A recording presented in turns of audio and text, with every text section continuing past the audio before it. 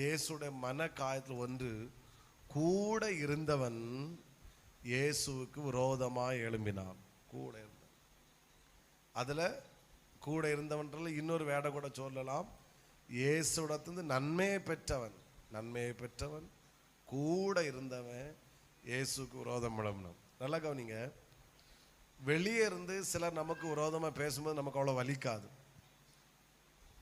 நம்மளை புரியாத ஒருத்தங்க நம்மளை குறித்து மோசமாக பேசும்போது நமக்கு வலிக்காது. இன்னொருத்தங்க சொல்றத கேட்டுட்டு என்னெல்லாமா சொன்னா நமக்கு அவ்வளோ பெருசாக தெரியாது.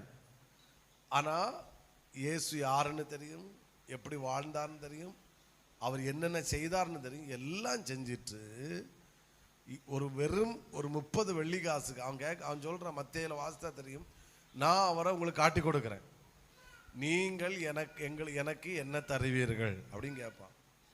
அவங்க சொல்கிறாங்க 30 வெள்ளி காசு தர்றேன். ஓ தேங்க்யூ சொல், நான் காட்டி கொடுக்குறேன். அப்போ நான் சரீர காயங்கள் பலதை சொன்னேன். அப்போது நம்ம கூட இருக்கிற ஒருவர் நமக்கு விரோதமாக எழும்பும்போது, நம்மிடத்திலிருந்து நன்மை பெற்றுக்கொண்ட ஒருவர் நமக்கு விரோதமாக எழும்பும்போது அதை நம்மளால் சகிக்க முடியாது. ஆனால் அந்த காயத்தையும் அந்த வியாகுலத்தையும் அந்த வேதனையும் இயேசு அனுபவித்தார்.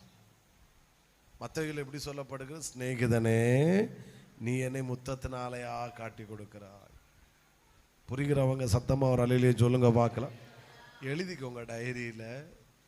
என்னோடு கூட இருக்கிறவர்களும் என்னிடத்திலிருந்து நன்மையை பெற்றுக்கொண்டவர்களும் எனக்கு விரோதமாக எழும்புவதற்கு வாய்ப்பு உண்டு.